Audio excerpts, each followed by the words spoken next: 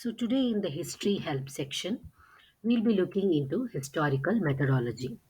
We finished the history section in which we covered nature and scope of history, the aims of history, history's relationship with social sciences.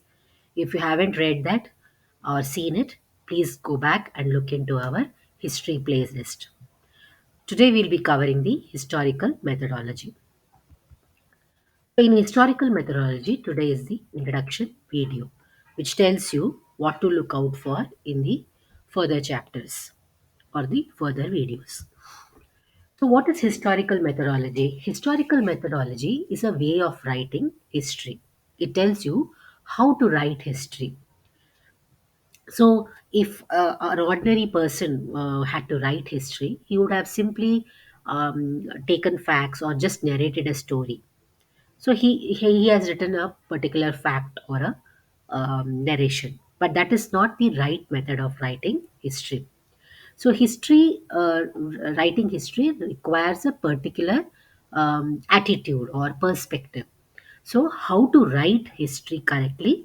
That is covered in four methods. That is basic or preliminary operations. Then comes analytical operations.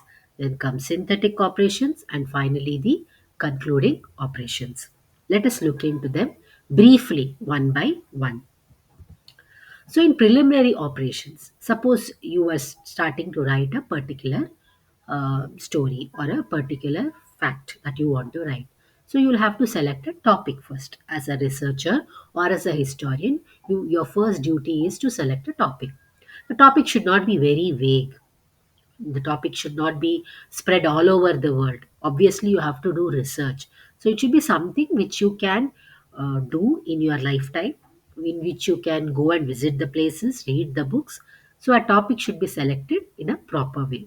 So you can select, for example, the 1857 revolution, or it could be something to do about Ganga dynasty in Karnataka, something like that, which you can visit those places, read the books, and write a description properly about or research about a particular topic well. After that, you'll obviously make an outline on how you will prepare the topic, what and all you want to write, and all that, just like that, just like you do for a drafting an article. Bibliography tells you what sources that you have referenced. This is very important in the initial stages. There is a reason for this. Let's say you select a topic. So you will refer both primary sources and secondary sources. Primary sources are those which are original, like could be manuscripts or inscriptions or coins or anything related with that would be primary. Secondary sources are those which are derived from the primary ones. So somebody would have written about the Kanga period. Secondary sources given more information using the primary source, and it's a later derivation. So for example, 1857 revolt. 10 different authors may write 10 different perspectives on 1857 revolt. Some people would say that it was the first war of independence. Some would say it was just a sepoy mutiny. So these are all secondary sources.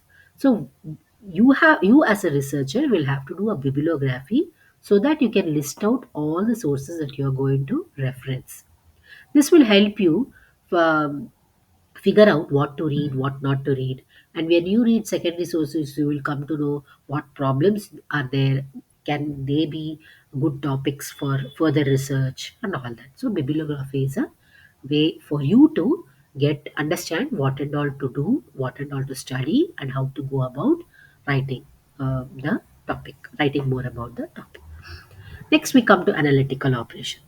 So, analytical operations consists of both external and internal criticism. This means you have taken a lot of sources. So, you cannot blindly take a source. It has to be checked for truth.